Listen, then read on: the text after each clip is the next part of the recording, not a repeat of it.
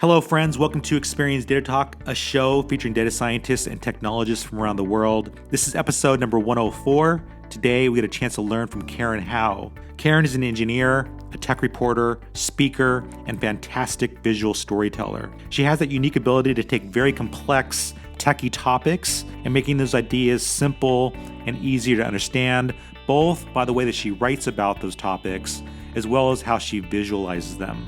In fact, she's created some really cool, fun visualizations to explain artificial intelligence and machine learning using handwritten flowcharts composed on the back of envelopes. I highly recommend you check out her work. You can go to her personal website at karendhowe.com. That's at Karen, KarenDHAO.com to check out all of her work. It's fantastic. Karen graduated from MIT with a Bachelor's of Science degree in Mechanical Engineering and a minor in Energy Studies. After graduating, Karen worked as an application engineer at a Google X urban sustainability spinoff and later served as a data scientist for Quartz. She left engineering to pursue journalism, and we talk about that in today's show. Her writing has appeared in a lot of amazing publications, including Mother Jones, Sierra, New Republic, Grist. Karen is now the AI reporter at MIT Technology Review, where she writes about the intersection of technology, ethics, and social impact. In fact, if these topics interest you, you got to subscribe to her weekly newsletter called The Algorithm, which is available at MIT Technology Review. One of Karen's latest articles is around how artificial intelligence is being used in the courtroom, and specifically on how judges are using AI to help them make decisions on whether or not to keep someone incarcerated while awaiting trial. Karen and her writing partner, Jonathan Stray, worked nearly a year on this article, and they played around with different ways to tell this story.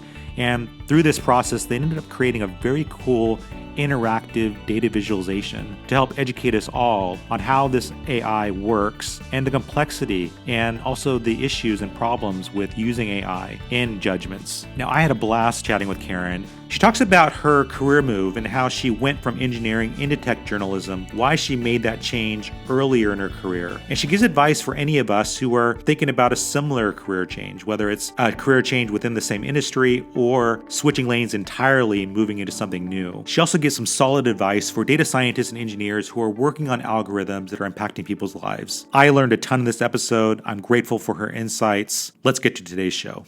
So I had to add the visual storyteller part of it because I love your the way you do visuals to explain AI. Yeah, it's funny. I don't always consider myself a visual storyteller, but I do. I'm always looking for ways to try and help people who are visual learners like me understand subjects. So actually, sometimes when I'm thinking of how to understand a concept or explain a concept, I'm really just trying to map out in my brain how I would understand it myself. And for a couple stories, I ended up just using that literal diagram for the story, and it ended up resonating really well with audiences. Yeah, I think you do a really good job because I'm very much a visual learner too. And so like the article that you just wrote for MIT with the data visualization, which we'll get into in just a bit, like I love the way it's very much hands-on. And for somebody who's visual, who likes to like work with data, and also just to see a complex topic broken down visually, like it appeals to me. I think you do a really cool job, and it's almost like looking into your visual notebook, the way you describe things. Thank you. Yeah, for that, the article that we're going to talk about, actually, that was it was inspired by one of the articles that inspired me to go into journalism in the first place. And when I entered journalism, one of my big goals for myself was to start doing these more interactive, like two-way stories, in that you're not just communicating to the reader, but the reader gets to play around with the ideas and actively be hands-on with what you're talking about. And so I was really happy to work with that story and bring to life a vision I had for myself in journalism. So I thought it was really cool the way you worked in that story, the way you told that story. You pulled me in immediately when you started talking about fairness and the idea of what we think is fair as a child, and then you moved into this very complex topic of how judges are deciding whether somebody's going to be in jail while they wait for the court date or whether they're going to be released. And you start talking about the compass algorithm, and we could talk more about that. But did you, as you were getting ready to write this article, I think I saw a tweet from you that said that you had worked on this for quite a while. This is something that you have been like working on. So tell me about that process. So I worked on it on and off for a little less than a year. So it was actually a story that I had pitched. So I've been at Tech Review for a little over a year. So I pitched the story almost maybe like a month or two into me working at Tech Review because I had started a collaboration with my co-author, Jonathan Stray. And it was something that he was actually really passionate about. It had been something that he had been following for quite a while, just as just an area that he thinks is rich with so many layers of debate and discussion.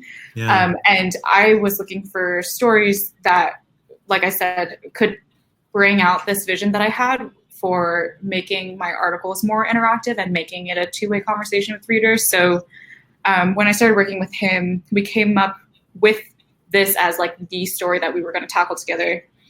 And it took a long time, partly because collaborations across the country, he was in San Francisco, I was in Boston, are just difficult. We pair programmed everything. We had all of our interviews together. We basically workshopped almost every single sentence together, and that just takes time, like finding time across time zones to be on video chat with each other, like programming be interactive together.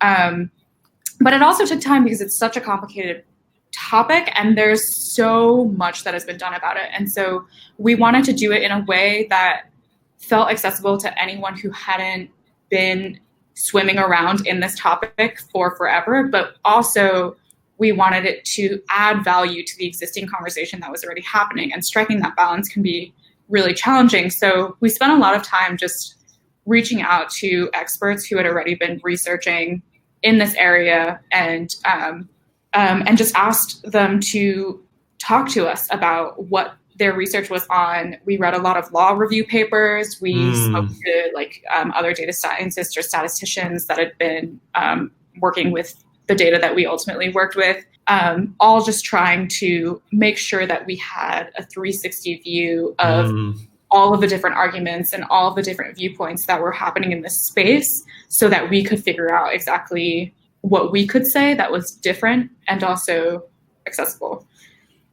Yeah, so ultimately, I think the reporting process itself maybe took a few months, but then the bulk of it was really trying to figure out how to demonstrate it, how to display all these concepts visually.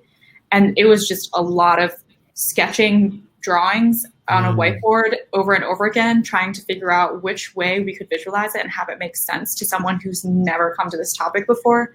We did a lot of user testing. I pulled aside a lot of coworkers, asking them to play around, read the article, play around with it, tell me, I would sit next to them and watch them do it and see where they were tripping up. So we would change so many little details about the interactions just based on the feedback that people gave us to try and make it as seamless as possible. And ultimately I'm really proud of the article. Yeah, well, it's fascinating hearing this journey because, as a reader, I'm getting a chance to play around with this data visualization you made, get a chance to read your insights, extremely thoughtful. But I'm done with it in 20 minutes, right? And you're I spent literally the last year working out these ideas in my head, working with somebody else. You're talking about all the law review, all the articles you read, all the research. And it's you condense it down into a little article that's jam-packed with so much really interesting insights, questions. I mean, I left the article with more questions than answers, right? You know what I mean? You lured, I think you did a really good job of bringing me into the story. And I felt oh, okay, an algorithm to make things more fair. Yeah, let's get rid of unethical bias. Let's have an objective algorithm that will just tell us the best way to judge to be fair to all people. And then you break it down to show it's not really that simple.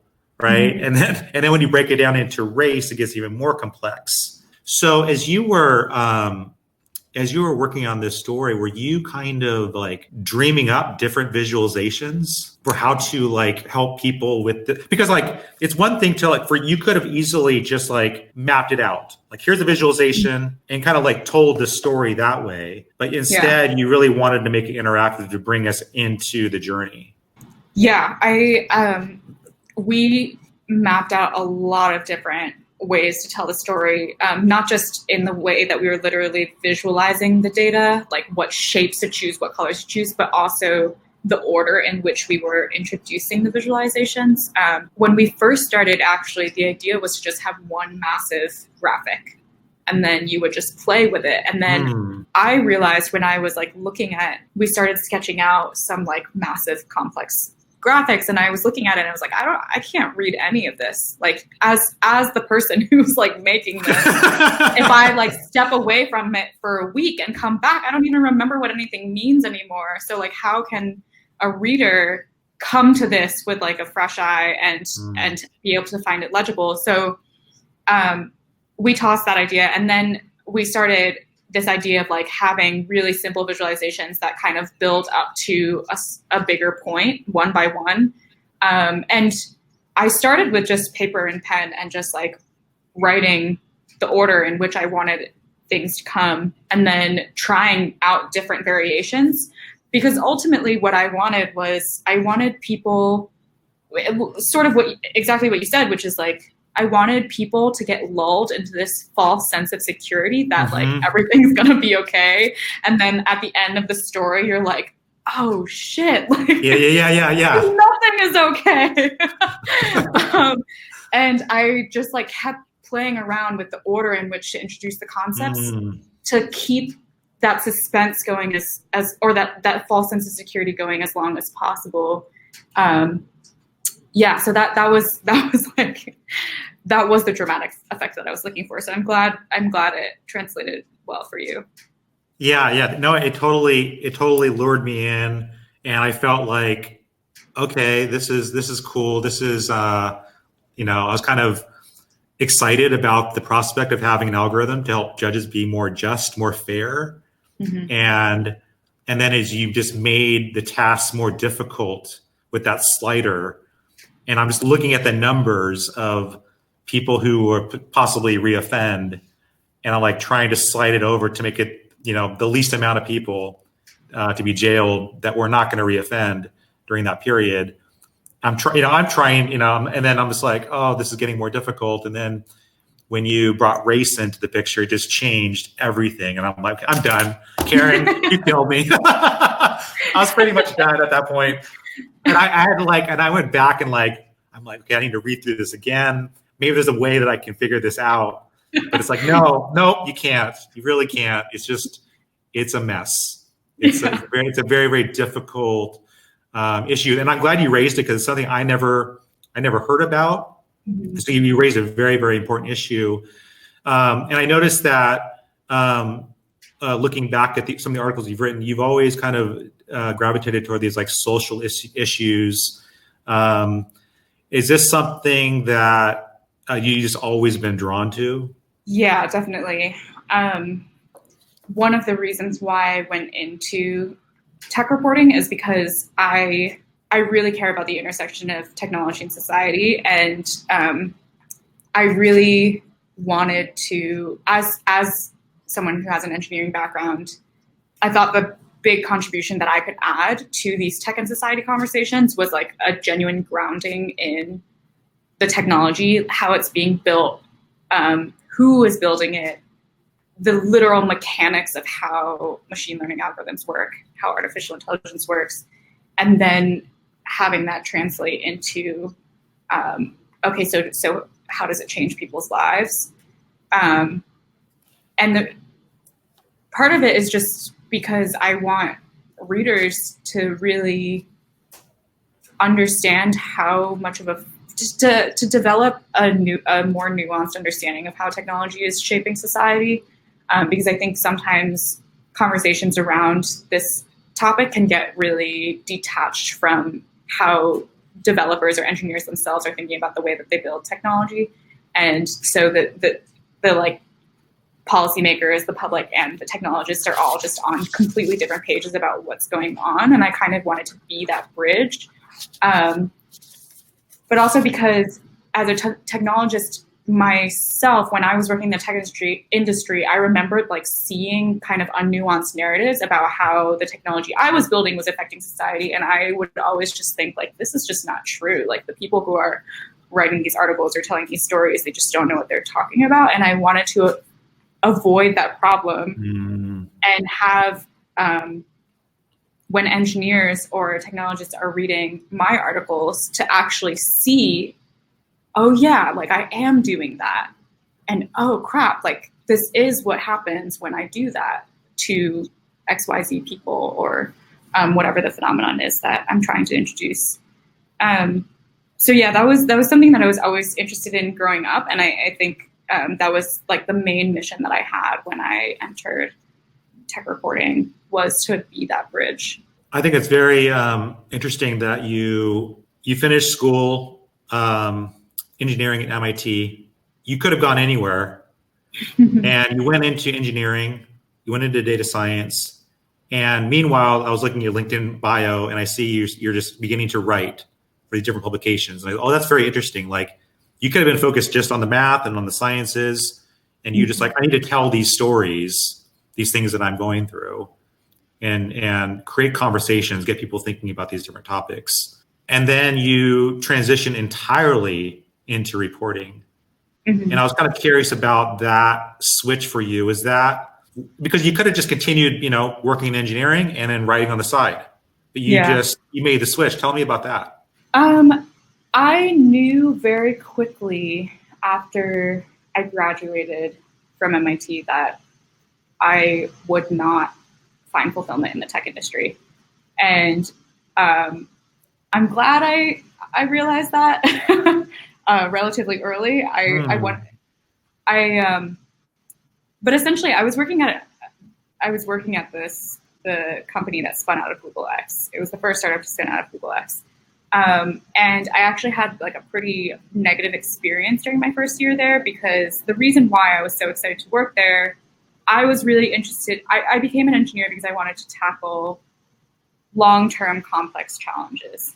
And this company was aligned with that. It had a very long-term mission to improve global sustainability through better design of cities. And I was really excited about that. That was like something that I cared about a lot. I care a lot about climate change and sustainability, and how technology specifically can be leveraged to achieve sustainability. And I realized in the course of that year, through the experience that I had, that the private industry, but specifically Silicon Valley, is just not set up to solve long-term problems.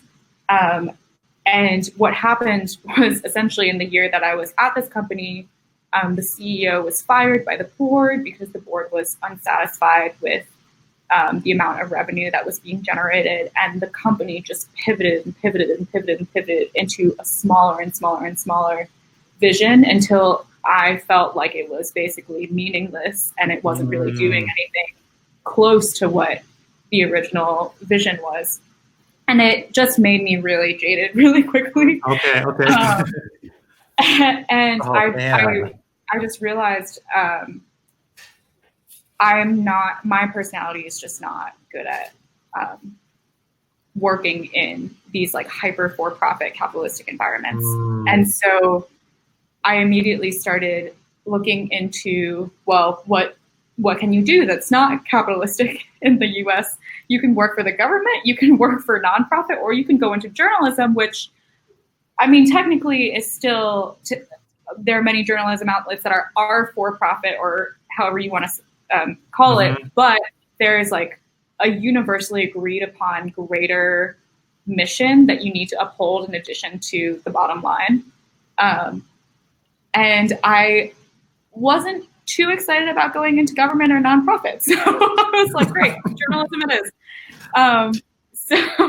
So I started off because I had absolutely no training in journalism. I never went to J school. I mean, I went to engineering school, so I like barely wrote in college. But it was something that I had always loved. I loved communicating through other forms, not necessarily writing. And so I started off my transition kind of like one foot in one world, one foot in the other, just to see how it would work out. And fortunately, it worked out well. And I like immediately fell in love with journalism, with reporting, with like, it was basically everything that I'd hoped for and more. And so after doing a little bit of just juggling the border of the two, I decided to leap fully into reporting. Well, that is so cool. And congratulations for like making that leap early, like for realizing that about yourself early. Because I think that, I mean, you could have, juggled that longer, and you could have also like, well, what other, startups are out there that are along the lines of the things I want to accomplish, and let's give it another go.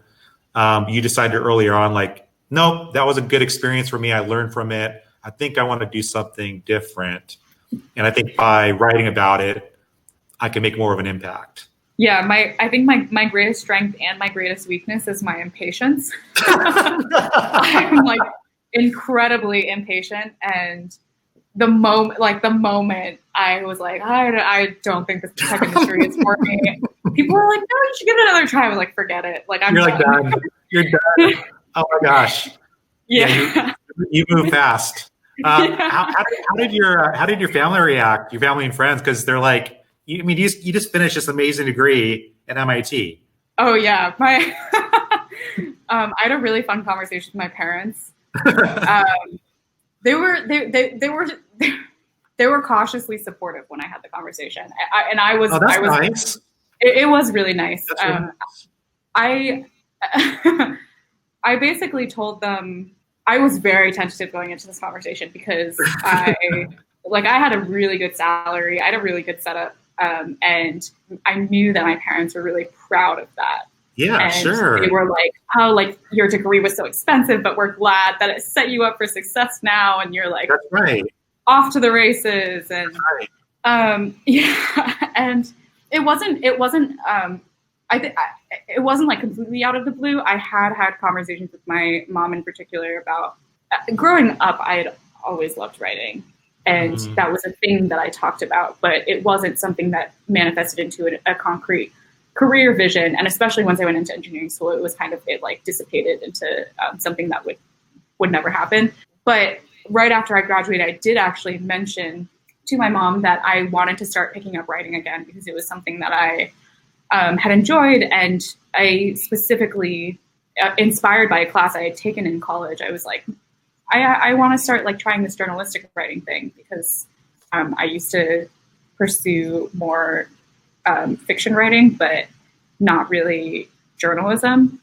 And so it wasn't completely out of the blue when I had this conversation, but I essentially just told my parents, and this is credit to like, they know my personality as well. I'm incredibly stubborn. So I just told them, I was like, I want to do this thing, and you can say no now and know that in 10 years, I will get so restless that I'll do it anyway. But at that point, I will have a family, and you can decide whether you want to delay that decision when there are higher stakes at play. And so my parents were like, okay, just try it. That's fine. And I'm not sure if they thought it would work out, but I actually told them my very first journalism gig was an internship that was only 3 months long, and it was part-time. And so I just told them, just give me this internship, and if I can't find the next thing after the 3-month period, I'll go find a quote-unquote real job. And they were like, that's okay, 3 months seems reasonable. And I'd been conscious about saving up, so I like gave them like the rundown of like my financial situation, all these things. Oh wow. Yeah. That's cool. You're not open with them about all that. Yeah, because my dad's first immediate question was like, are we supporting you? Like, what's happening? Are you going to be a starving artist? And I was like, no, like I have this much savings. I have this much runway. I'm going to like move apartments, reduce my rent. Like I was like orchestrating like a life change to make this happen. And I think my parents just recognized how serious I was taking it. So they ended up being supportive, and they gave me the 3 months. And then at the end of the 3 months, I got my next journalism gig, and then I got my next journalism gig. And I think after 2 years, my parents were like, "Oh, this is real. This is your career now." Yeah, I mean, so as I've been getting older, I've seen friends, and I call it like switching lanes, and and for a lot of us, including myself, like it takes longer periods of time before we switch lanes. Like we have to really feel confident that, okay, I'm going to do this new thing or this new project. It's interesting that you did it so early on that you knew I'm just switching lanes now. I was wondering if you could give some advice to those who are maybe data scientists that are listening in, who are new in their careers, and they maybe find themselves like you, like what they're doing is not satisfying them, or the types of projects they're working on is not something that they're really passionate about. And they're listening to your story like, wow, she just like switched it up just like that. What advice would you give to somebody who's like, you know what, I think I do need to change, but I'm not quite sure how this is going to play out? The switch that I made, I don't know how to put it, but like it was almost like a gut reaction. It wasn't like a very logical decision. And I kind of ad hoc put infrastructure in place in my life to make sure it was a smooth transition, like making sure, like I did move apartments because I couldn't afford my apartment anymore, things like that. But the actual act of realizing that I wanted to make the transition was more of like an emotional one, and it wasn't really a logical one. But I did try to like pressure test it. So I spent a lot of time. So when I made the decision, I didn't actually know any journalists. So I went through the MIT alumni network, or like whichever network you have at your disposal. I went through and I looked for anyone who had made some kind of change between the tech industry and the media world. And I emailed every single one of them. There was only like 40 in like the last 80 years of like MIT history. And I emailed every one of them, and I got actually pretty high response back, just at people being willing to jump on the phone with me and just like talk me through what their career transition was, why they made it.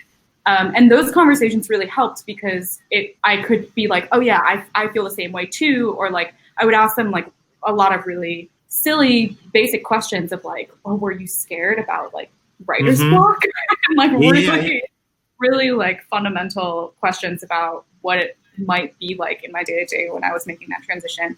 So that was really helpful. And then I also took a lot of online classes in journalism. So I started signing up for all of these free online classes on edX, on Coursera, on these other platforms, and just like listening to the lectures and seeing if it resonated with me, if I felt excited about it.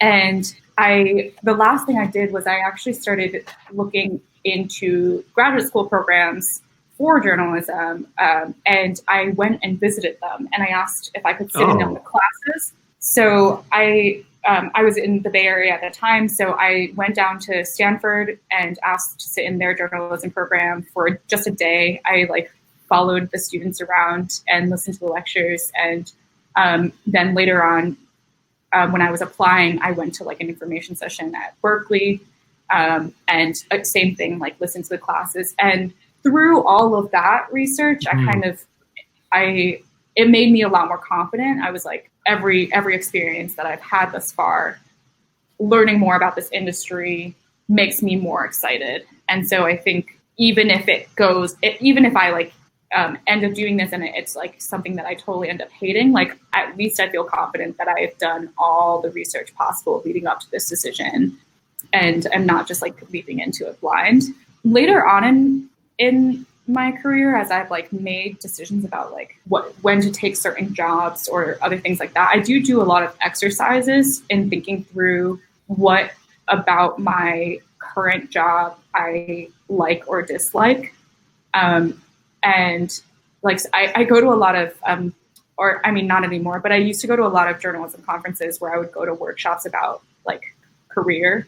And then they would walk you through, like, make a list of the things that you really love about your job, make a list of the things that you like really hate about your job.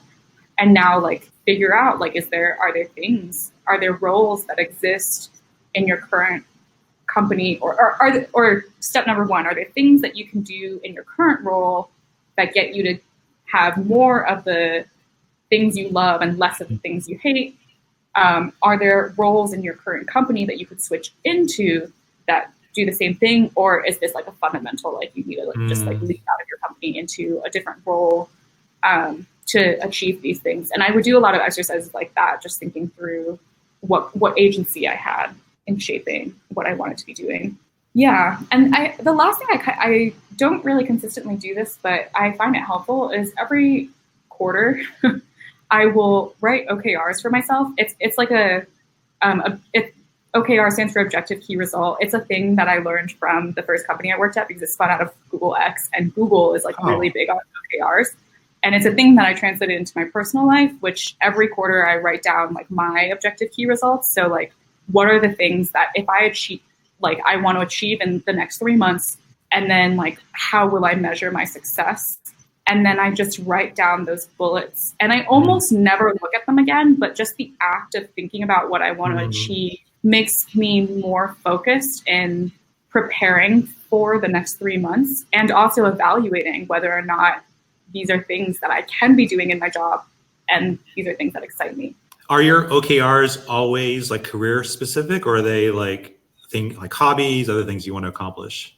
There are also hobbies. Yeah. So one of my OKRs for this quarter is I really want to, I take voice lessons, singing lessons, and I really want to work up to an actual performance rather than just sing, because I think it's important to be disciplined about like developing extracurricular activities as well.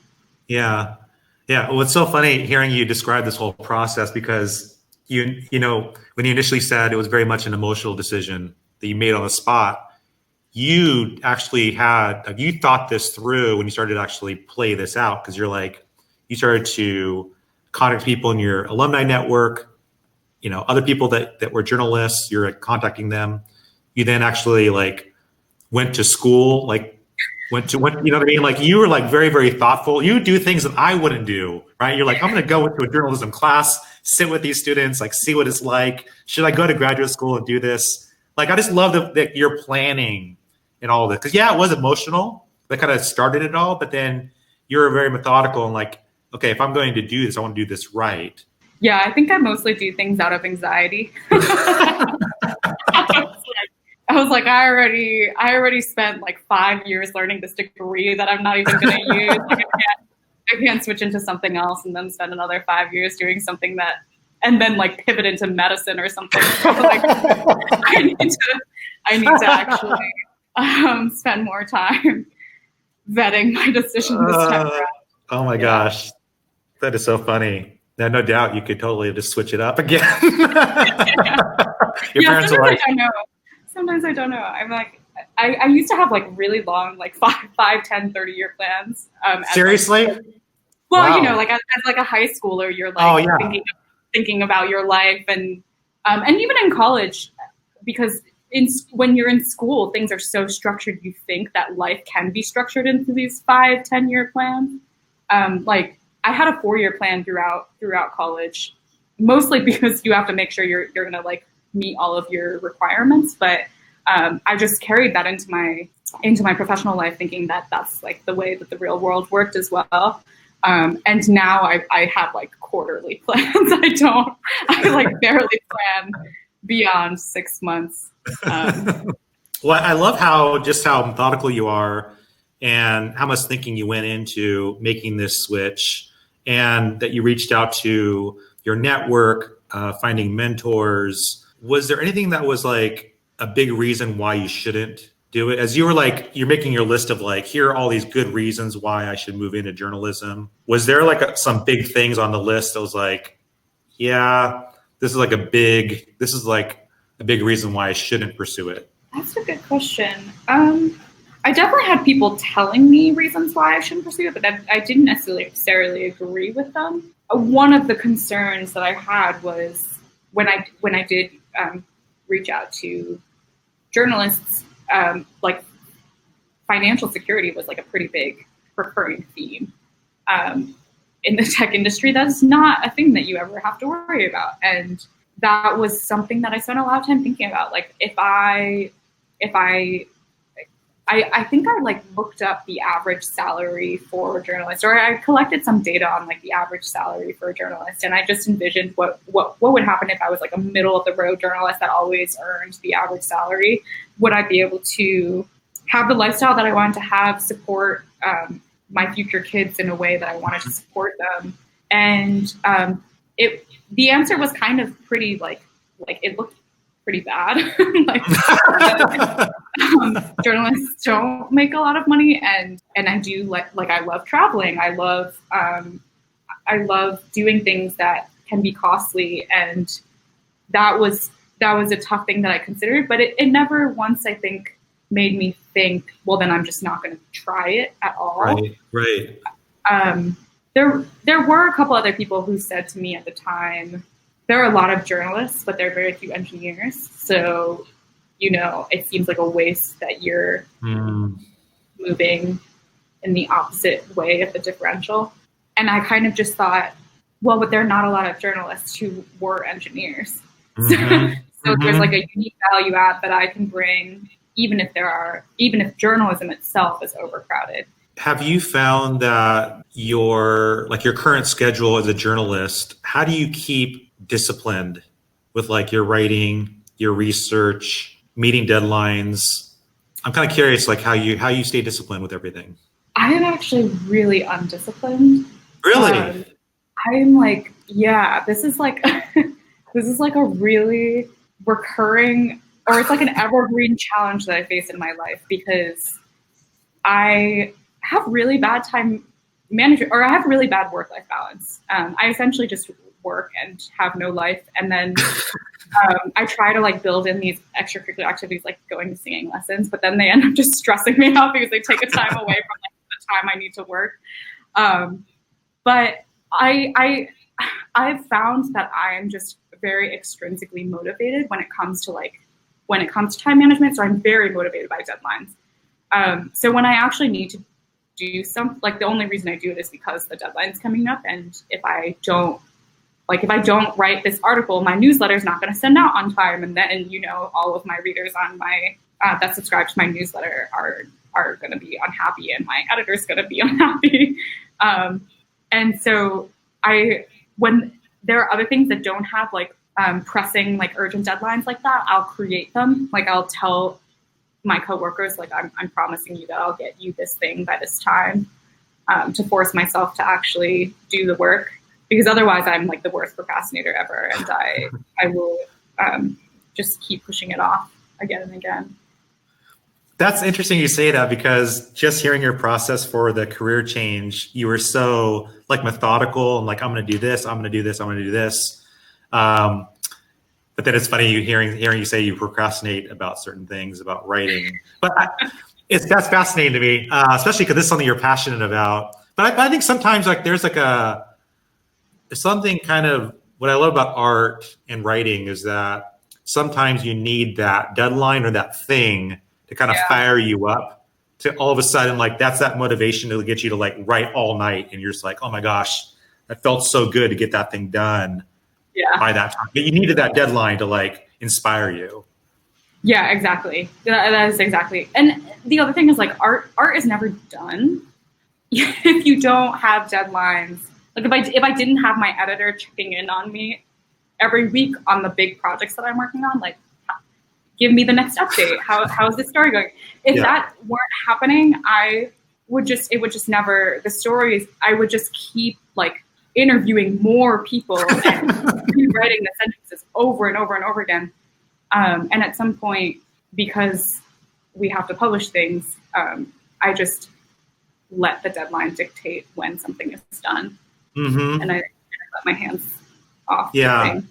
I want to ask you, you mentioned your newsletter, and for those listening to the podcast, you need to subscribe to it. It's on the MIT Technology Review site. The short URL is bit.ly/thealgo.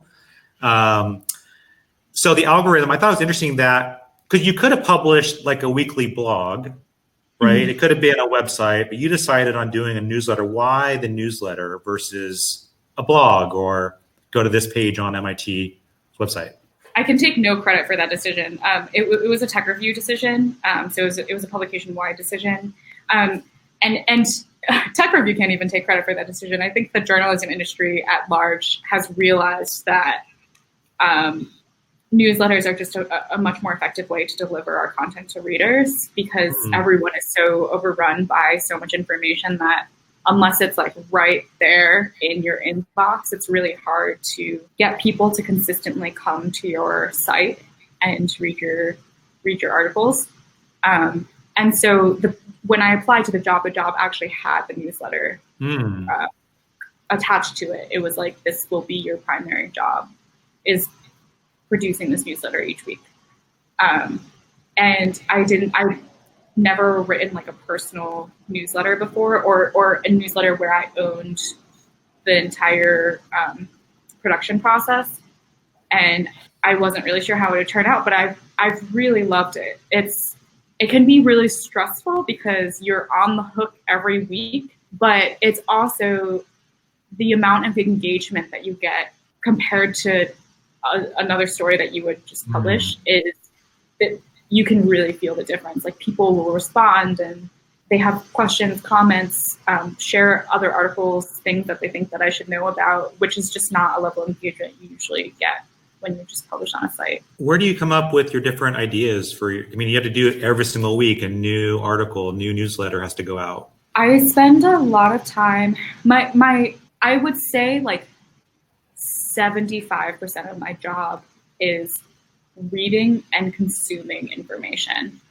So reading lots of other people's articles, reading research papers, and then getting on calls with people and talking to researchers about their work, entrepreneurs about their work, whoever I think is doing something interesting, like I will try to call them. So right now I'm like working on a longer thing, so I haven't been as regular as I typically am, but when I'm typically week to week, I will try to get on a call with 5 to 10 people, and I'll try to read like 5 research papers. And so a lot of my ideas just come from that, from like all of this input of information, and then I'll hear something like, I haven't heard that before, or that's really interesting, that relates to this, and this that I heard. Let me do something about that. And there's also just in journalism, when I first started as a journalist, actually the biggest like thing that I didn't realize, or like the secret like weapon for journalists, is that people are constantly emailing you to give you ideas for stories. Like companies are like their PR teams are emailing you, researchers are emailing you, like somehow everyone is like somehow finds your email somewhere and is sending you like stuff. So a lot of it also just comes from me like looking through my inbox and seeing like who's trying to get in touch with me and who has interesting things to say. And that was something that I never understood in terms of like how the sausage gets made until I went into this industry.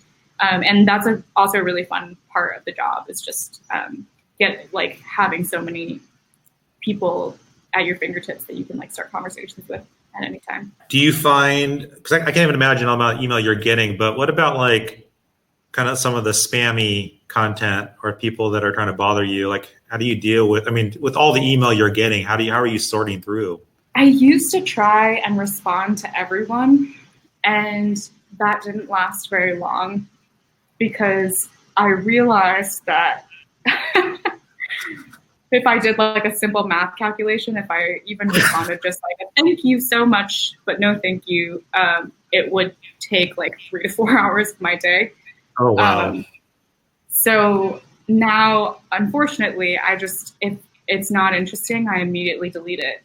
And sometimes it ends up, I always try to be more aggressive, because if someone has something really important to say, they almost always bump the email back up by following up. I try to limit the amount of time I check email. I try to only check my email in the mornings and at nights and on my commutes. Those are like the 4 times, unless and during the workday when I'm actually writing or doing other things that I already have planned, I will only look at emails that I'm expecting, not new ones. So in my 4 windows of time where I check my email, I set up my swipe interactions on my phone to like archive instead of, I don't know what the default is, but I changed like the interactions so that I can just immediately like swipe emails away as I'm like reading and realizing that it's not useful. And I'll do like an initial swipe away of the things that are immediately, it's obvious that it's spam. And then I'll go through a second time and look at the ones that might be interesting and swipe away the ones that end up not. And then the last time through, it's like, I'm going to respond to these people. So you actually do you have like that 0 inbox type of format where like you're trying to get through everything? Because I'm like the opposite. My wife's like that. She like 0 inbox every day. She goes through everything, sorts everything. And I'm the opposite. She freaks out when she looks at my email because I just have like, oh, it's just there. It's just there.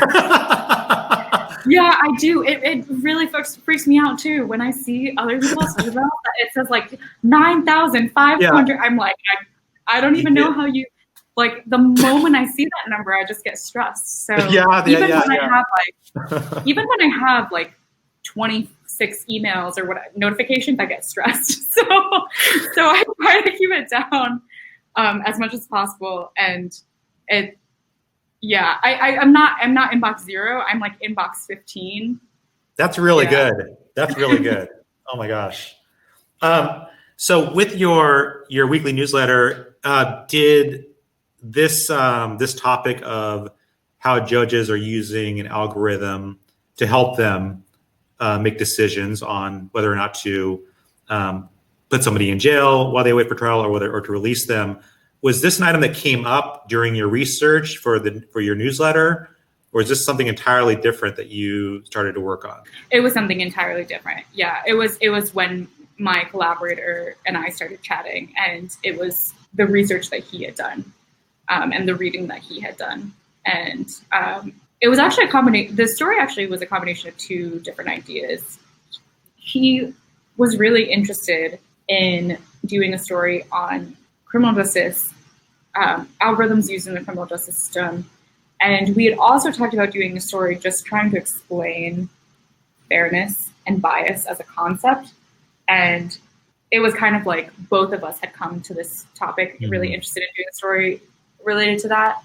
And he had some ideas based on papers that he had read. And it was just such a huge topic that I kept coming across in the reading that I was doing and the people that I was talking to, that I kind of wanted to, we both wanted to do like a definitive, authoritative piece that once and for all we can direct other people to whenever they have questions about AI bias. So that's how that came about. Yeah. What's been the reaction from the legal community or just from readers that have reached out to you about this issue? Because like I said, this is something that I never knew existed. When I was first reading an article about, oh, that's really cool, like an algorithm to help reduce bias, like unethical bias, like that's great. And then you show how complex and how difficult this actually is. I'm kind of curious about the reactions you've received. Yeah. Most of them have actually, the people that have spent time writing like notes to us, most of them have actually been academics, which is really interesting. People that were already kind of like plugged into this space and they were like, this is amazing. This is an amazing contribution. It helps, like it's something that I will redirect other people to now when they also have questions about related to the research or conversations that I'm having. And then the second group of people that I saw a lot more on social media, less people that were emailing me directly, were professors and students.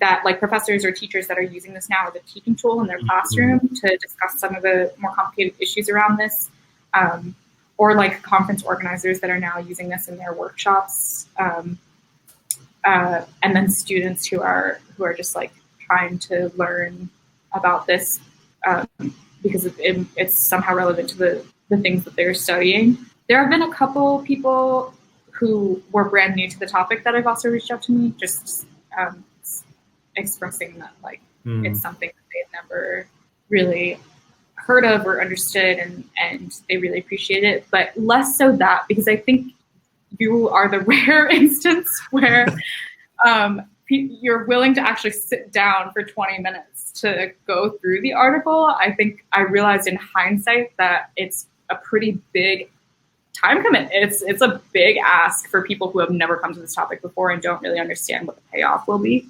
So that was one lesson that I learned from this project, is in the future, maybe try to do something a bit more bite-sized. So that it's an easier introduction.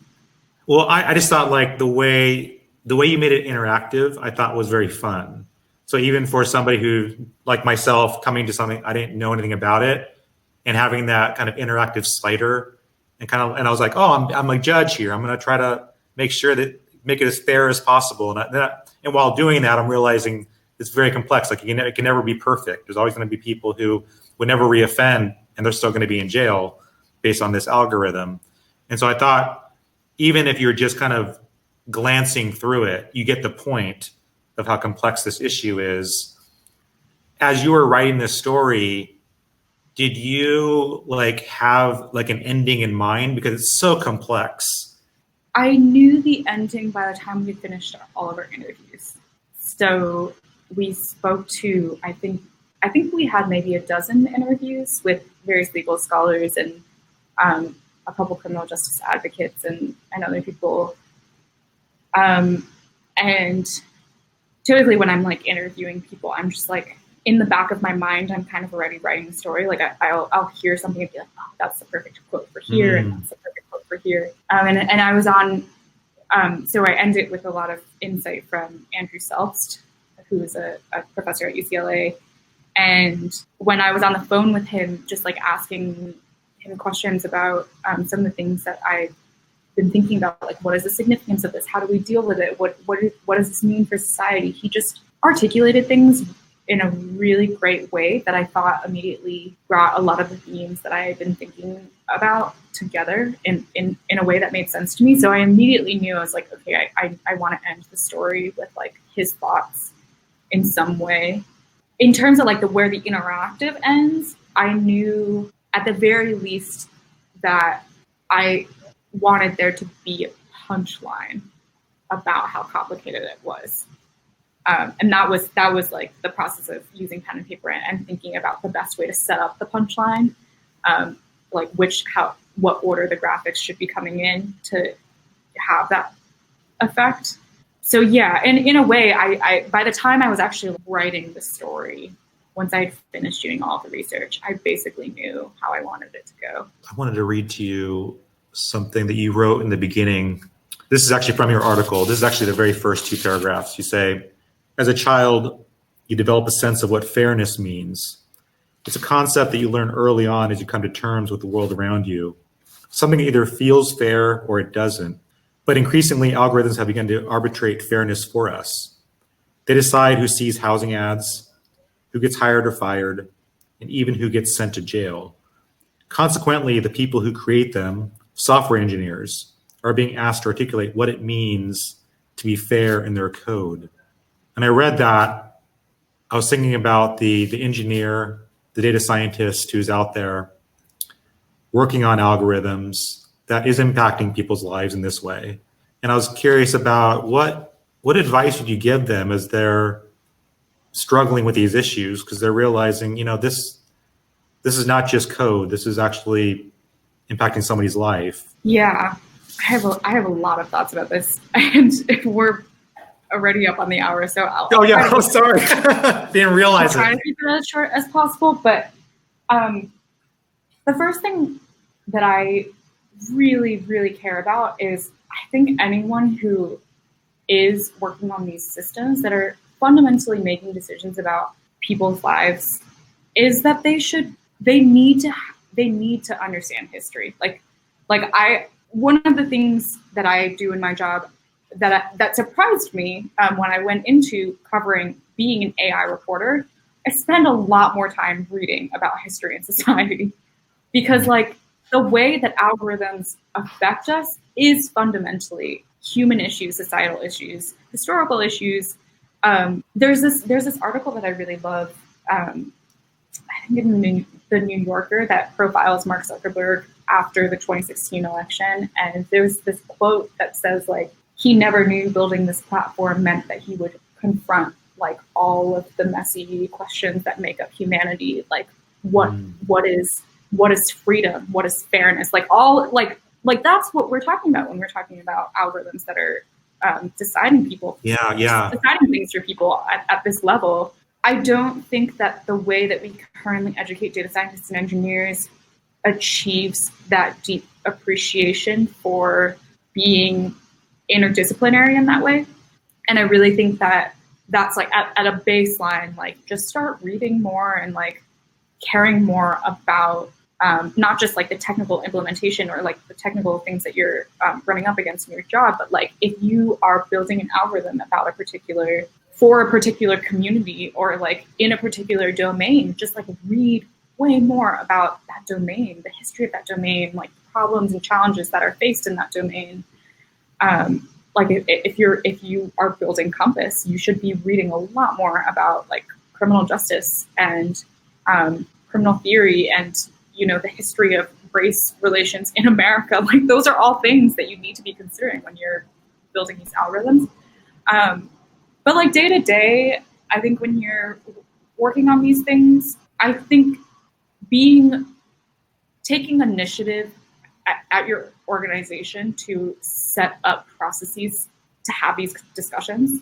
Like if you are managing a team or if you're trying to manage up to the person managing your team, like introduce some way in your day-to-day or week-to-week routine where you're actually sitting down in a room with other people that are working on whatever algorithm you're building and talking through the ethical questions you have.